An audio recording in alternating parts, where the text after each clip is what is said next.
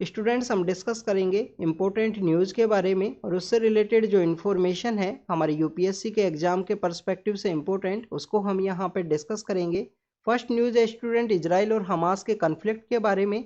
Israel और Hamas के conflict के अंदर हॉस्पिटल के ऊपर अटैक हुआ जिसके अंदर सिविलियन कम्युनिटी का डेथ हुआ है। स्टूडेंट्स इस हॉस्पिटल अटैक को वर्ल्ड वाइड जो पॉलिटिकल लीडर्स हैं उनके द्वारा कंडेम किया गया है। इंडियन पीएम के द्वारा भी इस हॉस्पिटल अटैक को कंडेम किया गया कि इस तरीके से कन्फ्लिक्ट की सिचुएशन के अंदर में या वॉर की सिचुएशन के अंदर जो सिविलियन कम्युनिटी है उसको टारगेट नहीं करना चाहिए। अगर हम बात करें स्टूडेंट्स इजराइल के बारे में तो इजराइल से रिलेटेड यूपीएससी के द्वारा प्रीलिम्स का पेपर हो चाहे मेंस का पेपर हो दोनों के अंदर ही जो क्वेश्चंस है वो पूछे गए हैं। अब देखिए कि इजराइल का एक तो आपको लोकेशन आपको अच्छे से पता होना चाहिए कि इजराइल के अंदर कौन सा एरिया कहाँ पे सिचुएटेड है। साउथ वेस्टर्न पार्ट का जो एरिया है वहाँ पे गाजा स्ट्रिप है और इस गाजा स्ट्रिप के अंदर हमास का जो डोमिनेशन है वो आपको देखने के लिए मिलता है। इसके अलावा जो वेस्टर्न पार्ट है जो कि बेसिकली वेस्ट बैंक का एरिया है वहाँ पे सिचुएटेड है एक पैलेस्टीनियन जो सेटलमेंट है वो एक वहाँ पे सिचुएटेड है। अगर हम बात करें यूपीएससी के एग्जाम के पर्सपेक्टिव से तो एक तो आपको इसके नाइबर कंट्रीज के बारे में पता होना चाहिए कि नॉर्दर्न पार्ट ऑफ इजराइल के अंदर कौन सा कंट्री सिचुएटेड है स्टूडेंट्स, वहाँ पे सिचुएटेड है लेबनान। और आप देखिए कि लेबनान के अंदर एक इंसर्जेंट ऑर्गेनाइजेशन है जिसका नाम है हजीबुल्लाह, उसको भी बैक किया जाता है ईरान के द्वारा। इसके अलावा अगर हम बात करें north eastern part of Israel के अंदर तो वहाँ पे सिचुएटेड है स्टूडेंट सीरिया। सीरिया के साथ भी अपना जो एरिया है वो शेयर करता है Israel. Eastern and southern part के अंदर यहाँ पे जो कंट्री सिचुएटेड है उसका नाम आपको पता होना चाहिए, उसका नाम है जॉर्डन। और यूपीएससी प्रीलिम्स के अंदर में 2015 के अंदर ये क्वेश्चन पूछा गया था कि इजराइल का कौन सा जो सराउंडिंग कंट्री है जो मेडिटेरियन सी के साथ अपना एरिया है वो शेयर नहीं करता। तो आप देखिए कि जॉर्डन जो है मेडिटेरियन सी के साथ अपना एरिया है वो शेयर नहीं करता। इसके अलावा जो सदर्न पार्ट के अंदर आपको जो कंट्री देखने के लिए मिलेगा वो है स्टूडेंट्स बेसिकली इजिप्ट, जिसका सनाई पेनिनसुला यहाँ पे सिचुएटेड है। और हमास को जब काउंटर करने के रिगार्डिंग में इजराइल के द्वारा नॉर्दर्न स्ट्रिप ऑफ जो नॉर्दर्न पार्ट है गाजा स्ट्रिप का वहाँ पे जब अटैक किया गया तो वहाँ के सिविलियंस के द्वारा एक कंसर्न रेज किया गया था कि हो सकता है आने वाले समय में हमें सनाई पेनिनसुला का जो एरिया है इजिप्ट का जो सनाई पेनिनसुला का एरिया है वहाँ पे हमको डिप्लॉय किया जाए, वहाँ से हमको सेंड किया जाए आने वाले समय में।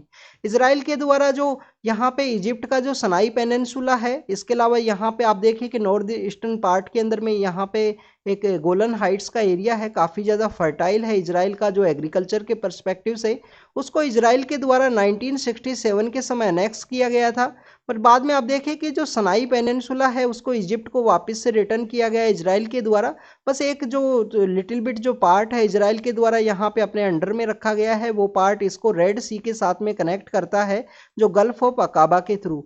गल्फ ऑफ अकाबा जो अकाबा बेसिकली एक जॉर्डन का सिटी है तो गल्फ ऑफ अकाबा के थ्रू यहाँ पे जो रेड सी का जो पार्ट है, जो रेड सी का जो पार्ट है उसके साथ में इजराइल को यहाँ पे बेसिकली कनेक्ट करता है। आप देखिए कि गल्फ ऑफ अकाबा के थ्रू रेड सी से जो अपना जो ट्रेड है वो कंटिन्यूस किया जा सकता है इजराइल के द्वारा। यहाँ पे जो अगर स्वेज कैनाल को काउंटर करना हो तो गल्फ ऑफ अकाबा के थ्रू इजराइल के द्वारा उसको काउंटर किया जा सकता है और बाद में मेडिटेरियन सी के साथ यूरोपियन कंट्रीज के अंदर में अपना जो ट्रेड है वो सेंड किया जा सकता है किसी भी साउथ ईस्ट एशियन कंट्रीज का। इसके अलावा अगर हम बात करें स्टूडेंट्स आप देखिए कि यूपीएससी के द्वारा 2018 के प्रीलिम्स के अंदर फिर से क्वेश्चन पूछा गया कि जो टू स्टेट थ्योरी का जो कॉन्सेप्ट है वो कौन कौन से कंट्रीज के अंदर देखने के लिए मिलता है। जैसे कि आप देखिए कि इंडिया का भी एक फॉरेन पॉलिसी हुआ करता था जब भी इंडियन जो हाईएस्ट पॉलिटिकल लीडर विजिट किया करते थे इजराइल के लिए 2017 से पहले, तो जब इजराइल जाया करते थे तो उसके साथ ही उसी ट्रिप के अंदर वो यहाँ पे जो पैलेस्टीनियन एरिया है वहाँ पे भी वो विजिट किया करते थे। तो this is all about the Israel जिससे रिलेटेड यूपीएससी के द्वारा काफ़ी बार क्वेश्चन पूछा गया है। यहाँ पे जो सी का जो एरिया है उसको हम किसके नाम से जानते हैं, मेडिटेरियन सी। मेडिटेरियन सी एक क्लाइमेटिक कंडीशन भी है उसके बारे में भी आपको पता होना चाहिए। हमारे यहाँ पे जब विंटर के समय वेस्टर्न डिस्टरबेंस की वजह से जो बारिश होती है नॉर्दर्न इंडियन प्लेन्स के अंदर में विंटर के समय जो रबी की क्रॉप के लिए काफ़ी ज़्यादा इंपॉर्टेंट भी है। तो स्टूडेंट्स उसी समय में जो बारिश होती है वो बारिश अपना जो मॉइस्चर गेन करती है इसी मेडिटेरियन सी से वो मॉइस्चर गेन करती है। इसके अलावा आप देखिए कि ये जो मेडिटेरियन सी है यहाँ का जो क्लाइमेटिक कंडीशन है उसके बारे में आपको पता होना चाहिए। विंटर के समय जो बारिश है वो देखने के लिए मिलती है मेडिटेरियन क्लाइमेटिक कंडीशन के अंदर। विंटर के समय आपको जो रेनफॉल है वो देखने के लिए मिलेगा।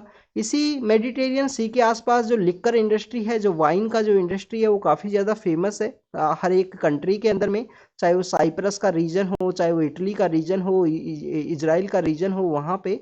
तो this is all about the Israel, जिससे रिलेटेड यूपीएससी ने काफ़ी बार क्वेश्चन पूछा है।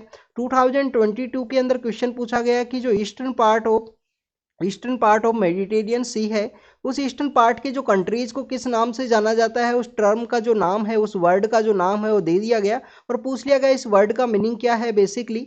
और आप देखें कि यूपीएससी मेंस के अंदर भी अगर हम बात करें तो 2018 के समय इंडिया इजराइल के जो रिलेशंस है उससे रिलेटेड क्वेश्चन पूछा गया। 2019 में जब जेरूसलेम को इजराइल का जो कैपिटल है वो रिकॉग्नाइज करने के रिगार्डिंग में यूएस का प्रपोजल था, और आप देखिए कि जेरूसलेम को फिर वहाँ पे यूनेस्को के द्वारा रिजेक्ट किया गया, तो जो यूएसए है, यूनाइटेड स्टेट ऑफ अमेरिका, उनके द्वारा यूनेस्को से अपने आप को विड्रॉल कर लिया गया था।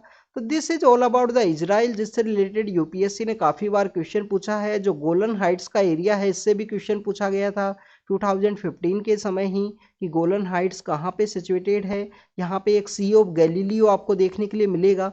सी ऑफ गैलीलियो है लेबनान के अंदर, एक लटीनी नाम का जो रिवर है उसके बारे में हमने डिस्कस किया था। लटीनी नाम का रिवर है जो कुछ दिन पहले न्यूज़ के अंदर भी था हजीबुल्ला के पर्सपेक्टिव में। This is all about the Israel, जिससे रिलेटेड जो इन्फॉर्मेशन है उसको हमने डिस्कस किया। नेक्स्ट अगर हम बात करें स्टूडेंट, डियरनेस अलाउंस जो है वो यहाँ पे इंक्रीज किया गया है सेंट्रल एम्प्लॉयज का गवर्नमेंट के द्वारा। आप देखिए कि इन्फ्लेशन को टारगेट करने की रिगार्डिंग में ये जो मनी है, जो डियरनेस अलाउंस है, वो अलाउ किया जाता है गवर्नमेंट एम्प्लॉयज़ को। इसके अलावा प्राइवेट इंस्टीट्यूशंस में तो अपने अकॉर्डिंग में यहाँ पे जो पे है वो किया जाता है। आप देखिए गवर्नमेंट के जो एम्प्लॉयज़ हैं उनको इस तरीके से जो डीए है वो दिया जाता है इन्फ्लेशन को काउंटर करने के रिगार्डिंग में। जो कंज्यूमर प्राइस इंडेक्स है, जो सीपीआई है, उसके साथ में ये लिंक है, उसी के पर्सपेक्टिव में दिया जाता है। सेंट्रल गवर्नमेंट के एम्प्लॉई, जो पीएसयूज के एम्प्लॉई है, उनका अलग अलग डिफरेंट टाइप से जो आपको जो डियरनेस अलाउंस है वो देखने के लिए मिलता है। तो गवर्नमेंट के द्वारा जो फेस्टिवल का सीजन है उसके अंदर में जो लोगों के हाथ में जो पैसा है वो देने के पर्सपेक्टिव में इस तरीके से जो डियरनेस अलाउंस है उसको हाइक किया गया है। नेक्स्ट आप देखिए कि जो रबी की क्रॉप है उनका जो एमएसपी है उसको भी हाइक किया गया है, जिसके बारे में हम लेटर फेज में डिस्कस करेंगे इसी न्यूज़पेपर डिस्कशन के अंदर में।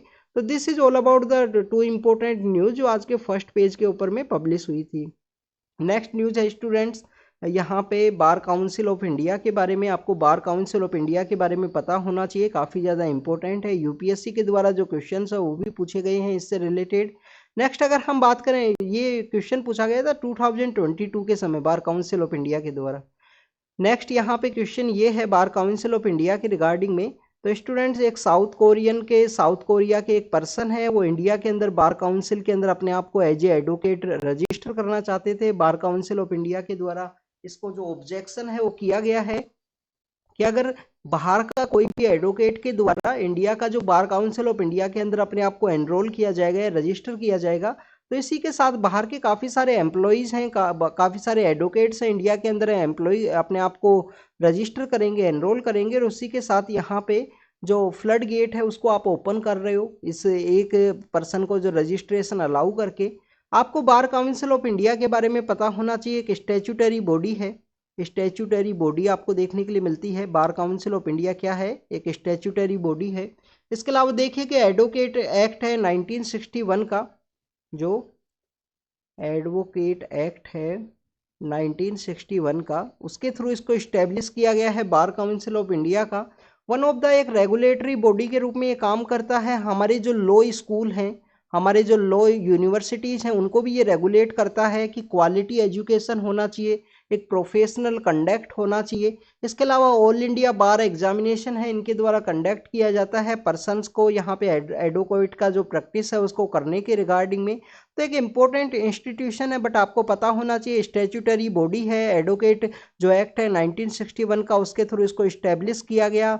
लॉ एजुकेशन जो इंस्टीट्यूशंस हैं, जो हमारे लॉ के रिगार्डिंग में जो एजुकेशन इंस्टीट्यूशंस हैं, उनको भी ये रेगुलेट करता है, क्योंकि प्रोफेशनल जो कंडक्ट है उसको स्टैंडर्ड को यहाँ पे इस्टेब्लिश करने की रिगार्डिंग में, लीगल एजुकेशन का एक प्रोफेशनल कंडक्ट हो, उसका एक यूनिफॉर्म एजुकेशन हो ऑल ओवर इंडिया, तो उसको भी रेगुलेट किया जाता है बार काउंसिल ऑफ इंडिया के द्वारा। तो this is all about the bar council of India, जिसके बारे में हमने डिस्कस किया।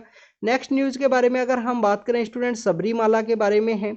आपको पता होना चाहिए कि सबरीमाला का एक 2018 के अंदर एक केस आया था जिसके अंदर वुमेन्स को अलाउ किया गया था इनिशियल फेज के अंदर में असेंशियल रिलीजियस प्रैक्टिस के बेसिस पे वुमेन्स को यहाँ पे अलाउ नहीं किया जाता था यहाँ पे वर्शिप के रिगार्डिंग में। उसके बिहाइंड का रीजन क्या था स्टूडेंट्स? उसके बिहाइंड का रीजन ये है कि जो मेन यहाँ पे जो सबरीमाला के अंदर जो मेन वहाँ पे डाइटी हैं, मेन डीटी हैं, उनका नाम है स्टूडेंट अयप्पा महाराज।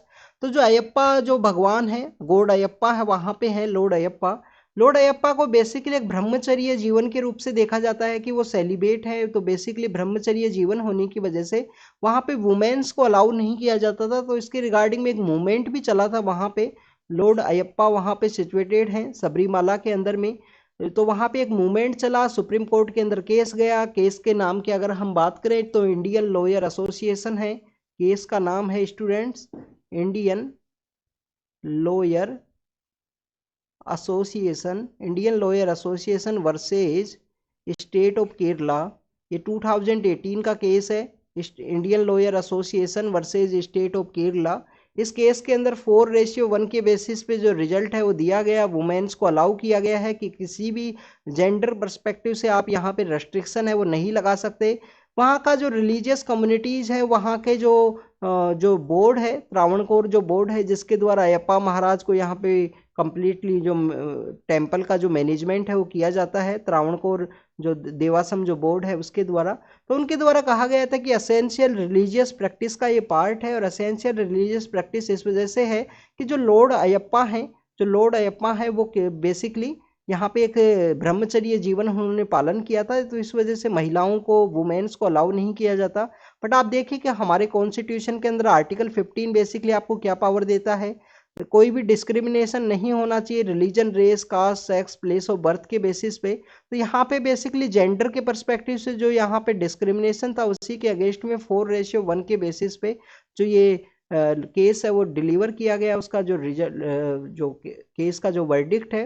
नेक्स्ट यहाँ पे सबरीमाला के अंदर जो व्हीकल्स हैं उनके रिगार्डिंग में है कि पिलग्रिमेज व्हीकल्स को डेकोरेट नहीं किया जाएगा, क्योंकि उसके काफ़ी सारे आपको जो बाद में जो वेस्ट है वो आपको देखने के लिए मिलता है उस एरिया के अंदर में। हिल के ऊपर ये सिचुएटेड है, उस हिल का नाम क्या है? वेस्टर्न घाट के अंदर वो हिल है जहाँ पे लॉर्ड अयप्पा सिचुएटेड है, सबरीमाला का ये टेम्पल सिचुएटेड है केरल के अंदर में।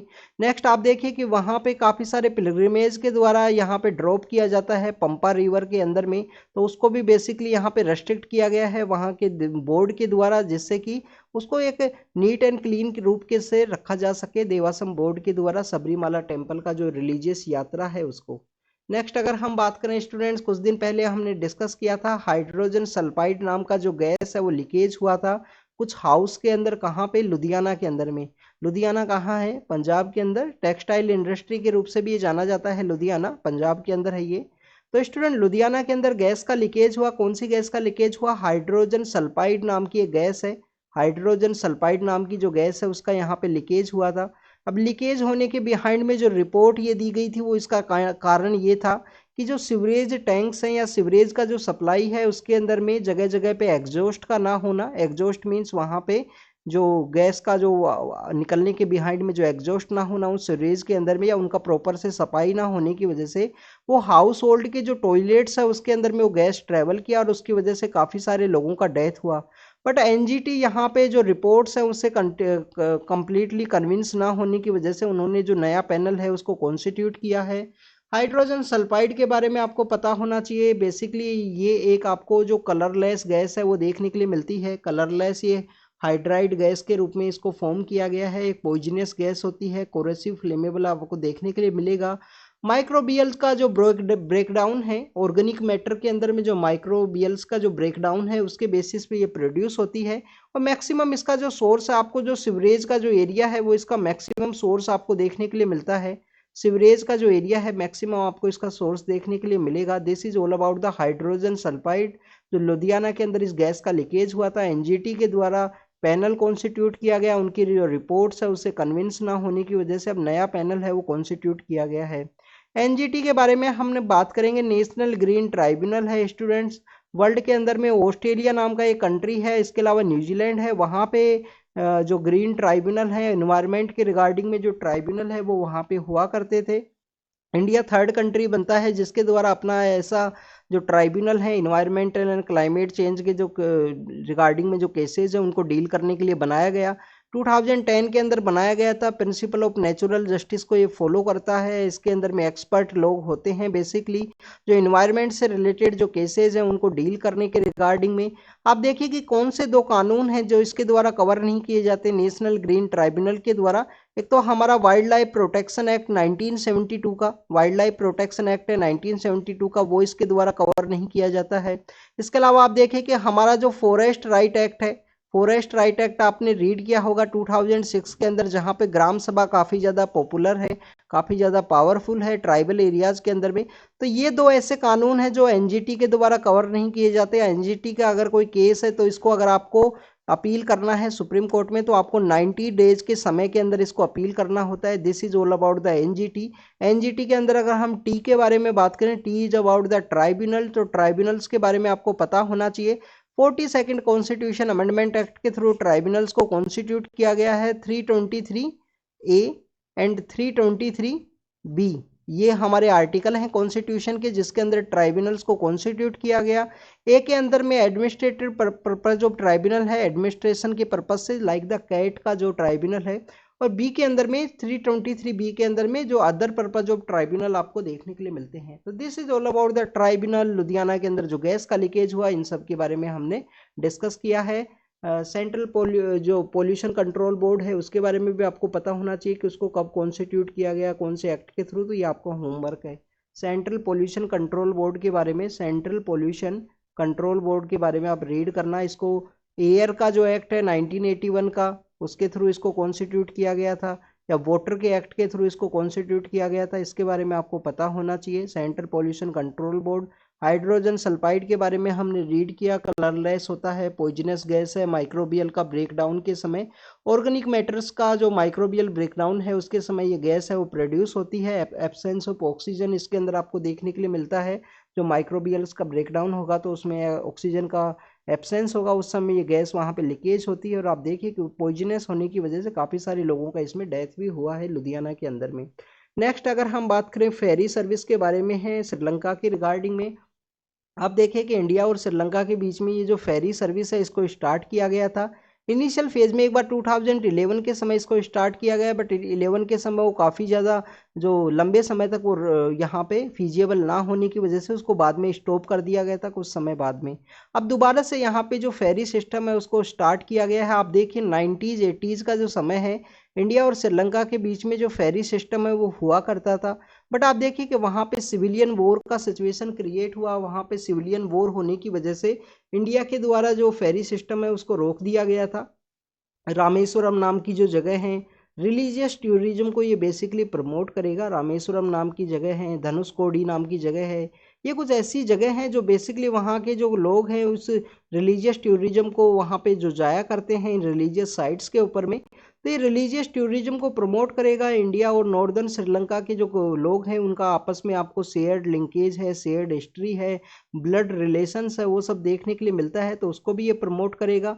आपको ये पता होना चाहिए कि कौन कौन सी जगह से इसको लॉन्च किया गया है। इन इम्पोर्टेंट प्लेसेस के बारे में आप ज़रूर से एक दो बार रीड करना स्टूडेंट्स, क्योंकि आपको इन प्लेसेस के बारे में पता होना चाहिए। आपसे क्वेश्चन पूछ लिया जाएगा कि ये जो प्लेस है वो कहाँ पे सिचुएटेड है उसके पर्सपेक्टिव से।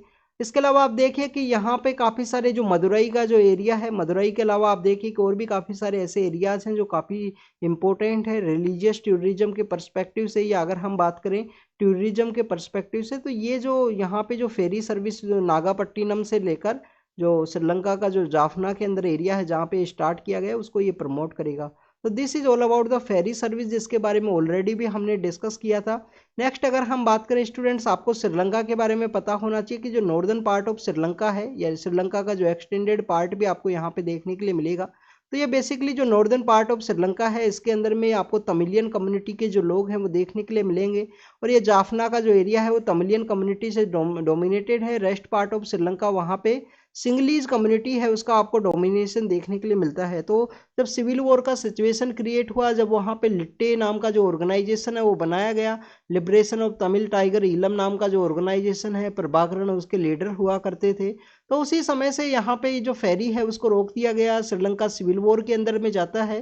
और अभी हमने गाजा स्ट्रिप के अंदर एक हॉस्पिटल अटैक के बारे में रीड किया था। तो स्टूडेंट जब 1987 के समय इंडिया का जो इंडियन पीस कीपिंग फोर्सेज है, इंडियन पीस कीपिंग जो फोर्सेज है वहाँ पे सेंड किए गए थे, हमारे राजीव गांधी उस समय पीएम हुआ करते थे।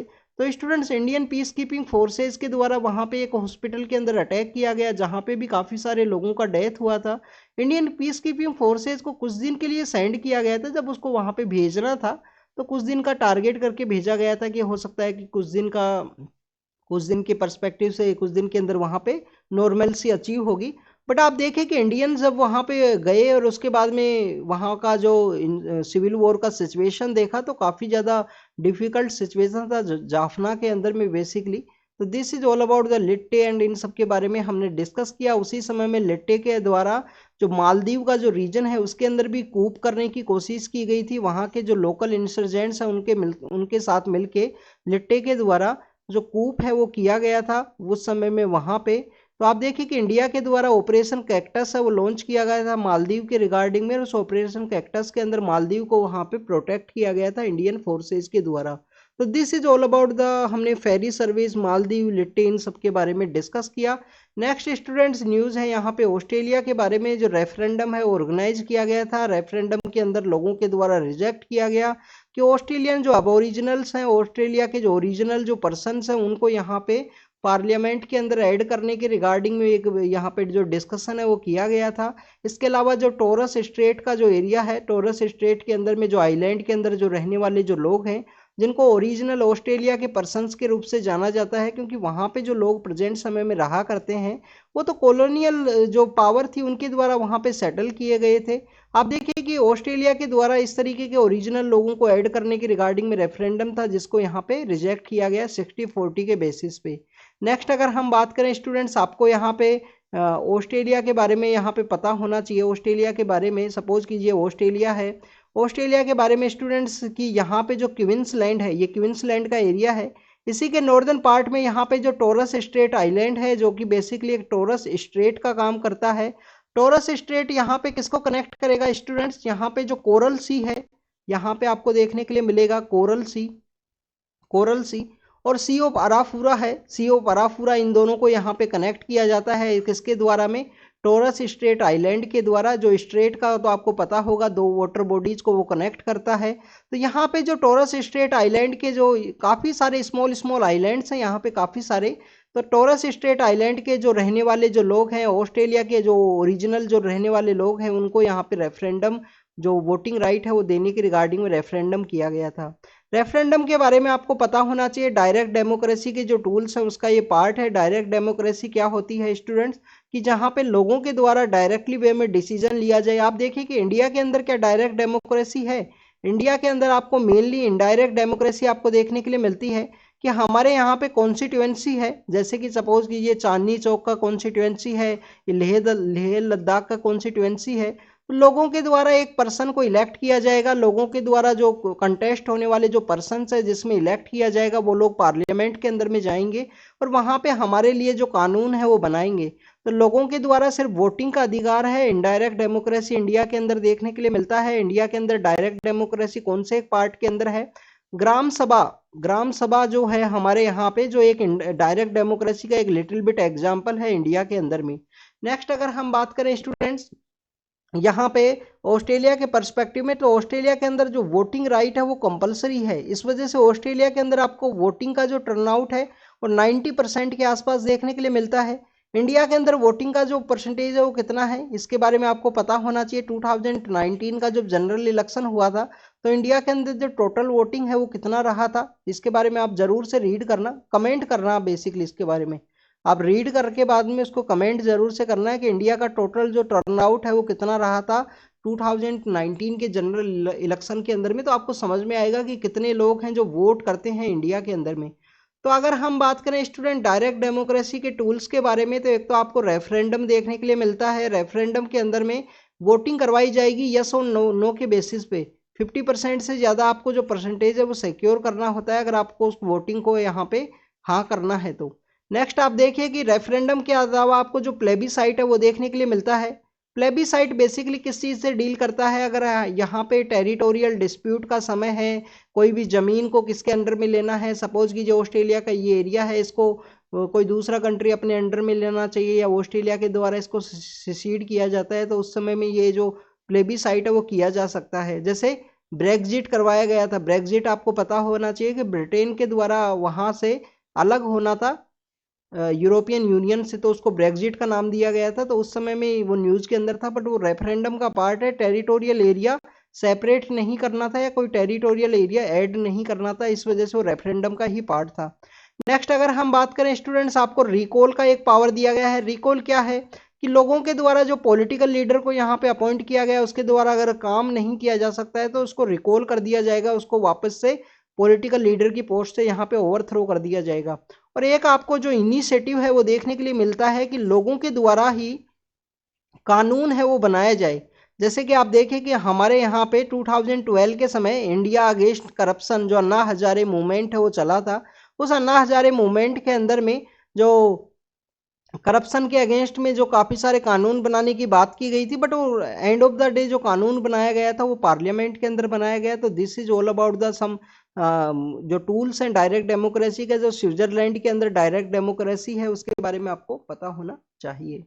तो ये ऑस्ट्रेलिया के बारे में है। 2010 से पहले जब यूपीएससी का पेपर हुआ करता था तो उस समय में काफ़ी बार ऑस्ट्रेलिया के जो कंट्री जो सिटीज़ हैं उससे रिलेटेड क्वेश्चन पूछ लिया जाता था।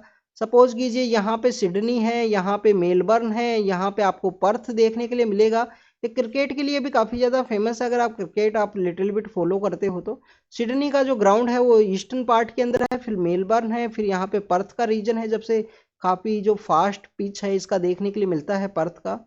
तो स्टूडेंट्स ऐसे आपको पता होना चाहिए, काफ़ी बार 2010 से पहले यूपीएससी के जब पेपर हुआ करते तो इस तरीके से कंट्रीज़ के जो कुछ सिटीज़ के बारे में पूछ लिया करते थे। अगर हम बात करें श्रीलंका के बारे में तो आपको पता होना चाहिए कि कोलंबो कहाँ पे है, कैंडी कहाँ पे है, कोलंबो कहाँ पे है, जाफना कहाँ पे है उसका सिचुएटेड। हम्बन तोता नाम का जो पोर्ट है वो भी काफ़ी बार न्यूज़ के अंदर रहता है। तो हम्बन तोता क्या ईस्टर्न पार्ट के अंदर है या वेस्टर्न पार्ट के अंदर, ये भी आपको पता होना चाहिए। तो this is all about the Australia की न्यूज़ के बारे में। नेक्स्ट अगर हम बात करें G20 का जो शेरपा का मीटिंग हुआ है जिसके अंदर लार्ज लैंग्वेज मॉडल को डेवलप करने की बात की गई है, आपको शेरपाज के बारे में पता होना चाहिए। शेरपा बेसिकली पॉलिटिकल लीडर या जो कंट्री है उसके यहाँ पे रिप्रेजेंटेटिव होते हैं G20 के अंदर में। शेरपा एक नेपाली एक नेपाल के अंदर एक कॉन्सेप्ट है बेसिकली शेरपाज का। तो वहाँ पे हर एक कंट्री के द्वारा जो शेरपा है वो अपॉइंट किया जाता है, वो शेरपा के द्वारा सारा काम है वो किया जाएगा बिफोर द लीडर्स का सबमिट होने से पहले, या जो भी यहाँ पे डिस्कशन एंड डेलिब्रेशन है वो शेरपाज के द्वारा किया जाएगा। एंड ऑफ द डे जो मीटिंग होगा उसके अंदर साइंस किए जाते हैं पॉलिटिकल लीडर्स के द्वारा। नेक्स्ट स्टूडेंट्स, वुमेन्स का जो मैरिज के रिगार्डिंग में जो कमेटी बनाई गई थी पार्लियामेंट्री कमेटी को एक्सटेंशन है वो दिया गया है। आप देखिए 18 ईयर से लेकर 20 ईयर करने की बात की गई। एक पार्लियामेंट एक कमेटी भी बनाई गई, कमेटी का नाम आपको पता होना चाहिए, जया जेटली कमेटी है। जया जेटली कमेटी है जिसके द्वारा 18 उम्र जो अभी मैरिज का एज है उसको 21 करने की बात की गई महिलाओं की। काफ़ी सारे ऑर्गेनाइजेशंस के द्वारा जो सोशल ऑर्गेनाइजेशन है उसके द्वारा इसको कंडेम भी किया गया था कि हमारे यहाँ पे 18 एज है वो सही है, 21 इसको नहीं करना चाहिए। जिस is all of the Jaya Jaitley committee and उसको एक्सटेंशन दिया गया है। उसका लास्ट टाइम मीटिंग 2022 के समय हुआ था, तो अब उसको एक्सटेंशन फिर से दिया गया है। नेक्स्ट न्यूज़ के बारे में अगर हम बात करें, इंडिया के द्वारा जो ड्रोन्स है वो यहाँ पे खरीदे जाएंगे यूएस के साथ में। नया जो वॉरफेयर टेक्निक्स है उसके पर्सपेक्टिव में इस न्यूज़ को यहाँ पे मेंशन किया गया है। 2024 तक ड्रोन्स को यहाँ पे साइन किया जाएगा, डील यूएस से लेने हैं इंडिया को। FCRA के बारे में आपको पता होना चाहिए, फॉरेन कंट्रीब्यूशन रेगुलेशन है, वह एक्ट है। बाहर से अगर आपको डोनेशन लेना है तो FCRA का लाइसेंस होना चाहिए। FCRA को किसके अंडर में रखा गया है, कौन सी मिनिस्ट्री के अंडर में, मिनिस्ट्री ऑफ होम अफेयर्स के अंडर में इसको रखा गया है। फीमा के बारे में अगर हम बात करें, फॉरेन एक्सचेंज मैनेजमेंट एक्ट के बारे में, तो वो कौन से के अंडर में है, मिनिस्ट्री ऑफ एक्सटर्नल अफेयर के अंडर में है फीमा। नेक्स्ट अगर हम बात करें FCRA लाइसेंस है, वो जो राम मंदिर अयोध्या के अंदर जो राम टेम्पल जो यहाँ पे कंस्ट्रक्ट होना है उसके ट्रस्ट को FCRA का लाइसेंस दिया गया है। तो बाहर के जो फॉरेनर्स हैं वो भी इसके अंदर डोनेट कर सकते हैं। This is all about the FCRA। FCRA के अंदर जो रूल्स हैं रेगुलेशंस है वो चेंज किए गए हैं। ट्रस्ट एंड NGOज को जो FCRA दिया जाता है उसके रिगार्डिंग में आप देखिए कि दिल्ली के अंदर SBI ब्रांच के अंदर उनका अकाउंट होना चाहिए। एक NGO से दूसरे NGOज को पैसा है वो ट्रांसफ़र नहीं होगा। 40-50% के पास पैसा है वो उनके एडमिनिस्ट्रेशन के पर्पज़ के अंदर यहाँ पे खर्च किया जाएगा। This is all about the FCRA act, जो समय समय पे अमेंडमेंट्स उसके अंदर लाए गए हैं मिनिस्ट्री ऑफ होम अफेयर्स के द्वारा। नेक्स्ट अगर हम बात करें रबी क्रॉप के बारे में है, आपको पता होना चाहिए। सबसे पहले तो रबी क्रॉप के बारे में आपको पता होना चाहिए। यूपीएससी काफ़ी बार ये सवाल पूछ लेती है। बेसिकली यूपीएससी जो क्वेश्चन पूछती है ना, वो आपको एनसीईआरटी के अंदर जो क्रॉप्स दी गई हैं उसी से रिलेटेड क्वेश्चन पूछा जाता है यूपीएससी के द्वारा। आपको दे दिया जाएगा कि यहाँ पे मूंगफली है, ग्राउंड नट है, ग्राउंड नट के अलावा कैरेट है, कैरेट के अलावा मस्टर्ड है, वीट है। इनमें से कौन सी क्रॉप है जो बेसिकली विंटर के समय उगाई जाती है, या रबी क्रॉप है, रबी क्रॉप का वो पार्ट है। तो ये काफ़ी कॉमन सा यूपीएससी का क्वेश्चन है, जो 2020 के समय भी पूछा गया था, 2014-15 के समय भी एक क्वेश्चन पूछा गया। तो एक एक क्वेश्चन से ही आपका जो कट ऑफ है वो क्लियर होगा स्टूडेंट्स। ऐसे ही क्वेश्चंस आपको करेक्ट करने होते हैं जो किताब से आए या आपके पढ़ने से जो आते हैं, क्योंकि 10 से 15 क्वेश्चन तो आपको इस तरीके से देखने के लिए मिलेंगे जो आपको कंप्लीट भी समझ में नहीं आएंगे। तो उनके ऊपर रिस्क लेने से बेटर है कि अगर हार्ड पेपर है, कभी भी यूपीएससी का हार्ड पेपर है, तो आप अपना जो रीडिंग के थ्रू, जो यहाँ पे जो भी आपको रीडिंग के थ्रू आता है ना, तो 30 से 40 क्वेश्चन है उनको करेक्ट करने की कोशिश कीजिए। समहाउ डायरेक्टली इनडायरेक्टली आपके नॉलेज के थ्रू होंगे, कोई ना कोई क्वेश्चन के अंदर लूप होल आपको देखने के लिए मिलेगा।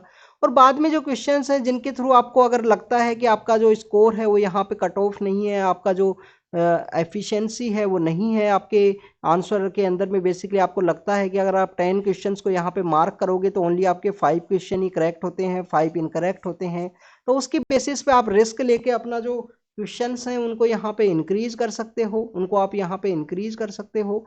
तो आजकल कट ऑफ वैसे भी कम जाती है, 2-3 साल से काफ़ी कम कट ऑफ जाने लगी है। उसके बिहाइंड का रीज़न यही है कि यूपीएससी का प्रीलिम्स आपका नॉलेज बेस जो टेस्ट है वो बनने लगा है, अब रिस्क बेस्ड नहीं है। एक समय आया था 2017 से 2016-17 के समय कि काफ़ी सारे लोग, एक भी अगर आपका जो यहाँ पे स्टेटमेंट है उसको आप एलिमिनेट करते हो तो काफ़ी सारे ऐसे लोग हैं वो आपको सजेस्ट करेंगे कि आप रिस्क लीजिए वहाँ पे। तो ऐसा रिस्क ना लीजिए, आप नॉलेज के ऊपर कम्प्लीटली बेस पेपर आने लगा है, तो पेपर के अंदर ही ये सब आपको डिसाइड करना होगा। ये बाकी अब प्रीलिम्स का जब पेपर आएगा जब हम इसके बारे में काफ़ी अच्छे से डिस्कस करेंगे। नेक्स्ट यहाँ पे अगर हम बात करें स्टूडेंट्स रबी क्रॉप के बारे में, रबी क्रॉप के बारे में स्टूडेंट्स ये है कि उनका जो एमएसपी है, जो मिनिमम सपोर्ट प्राइस गवर्नमेंट के द्वारा दिया जाता है, उसको गवर्नमेंट के द्वारा रेज किया गया। जो cabinet committee on economic affair है, हमारे यहाँ पे कितनी कैबिनेट कमेटीज हैं? 8 कैबिनेट कमेटी हैं। क्या ये कैबिनेट कमेटीज वेरी कर सकती हैं? क्या इंक्रीज एंड डिक्रीज कर सकती हैं? Yes students, increase and decrease कर सकती हैं, गवर्नमेंट के द्वारा बनाई जाती हैं। 2019 में जब हमारा नया गवर्नमेंट फॉर्म हुआ आफ्टर द जनरल इलेक्शन, तो गवर्नमेंट के द्वारा कैबिनेट कमेटी क्या बनाई गई? 2 कैबिनेट कमेटी बनाई गई। एक कैबिनेट कमेटी है इन्वेस्टमेंट के रिगार्डिंग में, इन्वेस्टमेंट के रिगार्डिंग में एक कैबिनेट कमेटी बनाई गई थी, और एक कैबिनेट कमेटी स्किल के रिगार्डिंग में बनाई गई। 2 ऐसी कैबिनेट कमेटी हैं जो पीएम के द्वारा हेड नहीं की जाती हैं। वो कैबिनेट कमेटीज आपको पता होनी चाहिए। एक तो अकोमोडेशन का कमेटी है, ये मिनिस्ट्री ऑफ होम अफेयर्स के द्वारा हेड की जाती है, और एक cabinet committee on parliamentary affair आपको देखने के लिए मिलेगी जो यहाँ पे पीएम के द्वारा हेड नहीं की जाती है। नेक्स्ट अगर हम बात करें स्टूडेंट्स यहाँ पे, तो एमएसपी जो है वो इंक्रीज किया गया है, cabinet committee on economic affair के द्वारा जो पैसा है वो बढ़ाया गया है रबी क्रॉप्स के रिगार्डिंग में। बट फार्मर्स यहाँ पे खुश नहीं हैं, फार्मर्स अनहैप्पी हैं। उसके बिहाइंड के रीजन है स्टूडेंट्स, उसके बिहाइंड के रीजन ये है कि एग्रीकल्चर के अंदर जो इनपुट है ना वो इंक्रीज हो गया है, इनपुट काफ़ी ज़्यादा इंक्रीज हो गया, फर्टिलाइजर्स के रेट इंक्रीज हुए हैं, आपका जो ट्रैक्टर के थ्रू जो आप उसके अंदर यूज़ करते हो ना, एग्रीकल्चर के अंदर जो मशीन्स यूज़ करते हो ट्रैक्टर्स का, तो उसके जो रेट्स हैं वो भी इंक्रीज हुए हैं। तो फार्मर्स अनहैप्पी हैं कि इस तरीके का जो एमएसपी इंक्रीज किया गया है, ये हमारे यहाँ पे जो डिस्ट्रेस है एग्रीकल्चर का सेक्टर उसको रिकवर करने में हेल्प नहीं करेगा। और भी ज़्यादा एमएसपी इंक्रीज करना चाहिए। सबसे ज़्यादा जो एमएसपी इंक्रीज किया गया है वो यहाँ पे पल्सेज के रिगार्डिंग में इंक्रीज किया गया है। आपको पता होना चाहिए पल्सेज सबसे ज़्यादा कौन से स्टेट के अंदर ग्रो होती हैं? मध्य प्रदेश के अंदर में, और मध्य प्रदेश के अंदर इलेक्शन भी है प्रेजेंट समय में। तो फार्मर्स जो ऑर्गेनाइजेशंस है उनके द्वारा अपना जो अनहैप्पीनेस है, कंसर्न्स है वो रेज किए गए हैं। This is all about the rabi crop. Rabi crop कब होती हैं?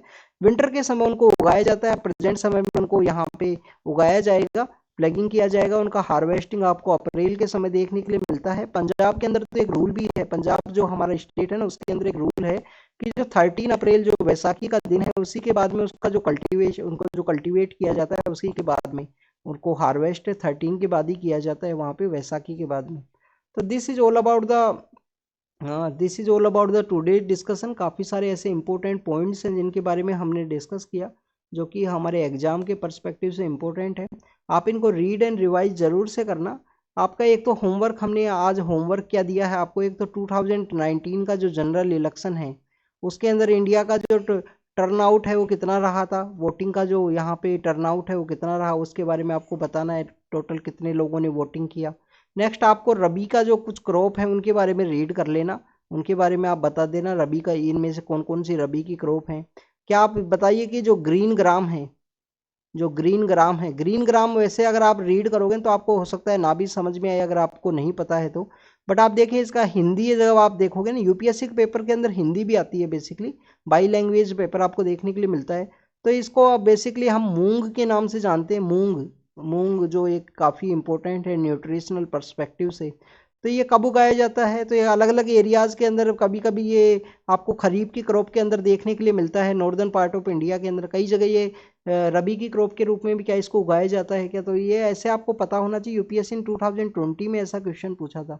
बाकी आपको नॉलेज के बारे में इस वजह से हम डिस्कस किए थे यहाँ पे प्रीलिम्स के पेपर में, स्टूडेंट्स आपको नॉलेज होनी चाहिए। नॉलेज के बेसिस पे ही आपके जो 30 से 40 सवाल हैं, जो बेसिक 30 से 40 सवाल हैं, जो क्वेश्चंस कहाँ से आएंगे, जो क्वेश्चंस एनसीईआरटी से होंगे, कोई न्यूज़पेपर के अंदर है तो उस न्यूज़पेपर से रिलेटेड इनडायरेक्टली क्वेश्चंस पूछ लिए जाएंगे। सपोज कीजिए कोई भी न्यूज़ हो, जैसे कि हम बात करें कि जो ग्लोबल हंगर इंडेक्स अभी न्यूज़ के अंदर था उससे रिलेटेड कोई न्यूज़ पूछ लिया गया, ये तो न्यूज़पेपर का हुआ। न्यूज़पेपर से दो तरीके के क्वेश्चन पूछे जाते हैं। इसके अलावा देखिए कि हो सकता है कि कोई क्वेश्चन एफसीआरए एक्ट से पूछ लिया जाए आपसे, कोई क्वेश्चन अगर हम बात करें बाबा बंदा सिंह बहादुर के बारे में हमने डिस्कस किया था, या आप देखिए कि जो गुरु गोविंद सिंह के जो बच्चे हुआ करते थे जिनका डेथ होता है, अपना जो रिलीजन है उन्होंने कन्वर्ट नहीं किया था, तो उनके उनके रिगार्डिंग में जो बाल दिवस है जो सेलिब्रेट किया गया था कि छोटे साहिबजादे, जो बाल दिवस है जो गवर्नमेंट के द्वारा सेलिब्रेट किया गया, तो हो सकता है कि वो टॉपिक न्यूज़ के अंदर है तो उससे इनडायरेक्टली क्वेश्चन आपसे पूछ लिया जाएगा। तो इस तरीके से न्यूज़पेपर का भी इम्पोर्टेंस है। न्यूज़पेपर का इम्पोर्टेंस के अलावा आपको जो इम्पोर्टेंस है वो आपको देखने के लिए मिलेगा आपकी जो बेसिक बुक है एनसीईआरटी, और इसके अलावा हर एक सब्जेक्ट की जो बेसिक किताबें हैं, जैसे कि पॉलिटी लक्ष्मीकांत जो मैक्सिमम स्टूडेंट्स रीड करते हैं, वैसे जो डीडी बसु भी है, सुभाष कश्यप भी है, और भी काफ़ी सारी किताबें हैं। मॉडर्न हिस्ट्री के लिए जो स्पेक्ट्रम है, स्पेक्ट्रम के अलावा लोग बिपिन चंद्रा एंड काफ़ी सारी जो बुक्स हैं जो रीड करते हैं, बीएल ग्रोवर है, बिपिन चंद्रा है, और भी एनएफ बुक्स हैं हर एक सब्जेक्ट के रिगार्डिंग। आप तो काफ़ी सारे जो टॉपर्स हैं वो भी निकालने लग गए हैं अपनी अपनी किताबें। तो आपको जो भी बुक आपको सही रहे, स्पेक्ट्रम में से ज़्यादा बेस्ट रहेगी, आपको रीड करना है अगर है तो अच्छे से। नेक्स्ट अगर हम बात करें एंशिएंट के लिए जो ओल्ड एनसीईआरटी, तो इनसे भी जो क्वेश्चंस है वो भी पूछे जाएंगे प्रीलिम्स के अंदर में। तो ऐसे 3-4 सेक्शन से क्वेश्चंस होते हैं, आपकी बेसिक किताबों से क्वेश्चन होंगे, न्यूज़पेपर से क्वेश्चन होंगे, और आपके क्वेश्चंस कहाँ से होंगे, आपकी एनसीईआरटी से क्वेश्चन होंगे। तो ये आपको प्रिपेयर करने हैं अच्छे से। अभी प्रिपरेशन को अच्छे से आप अपना फेज दीजिए, आफ्टर द दिवाली और भी अच्छे से अपनी तैयारी शुरू करेंगे इसके बारे में। तो thank you students, thank you very much.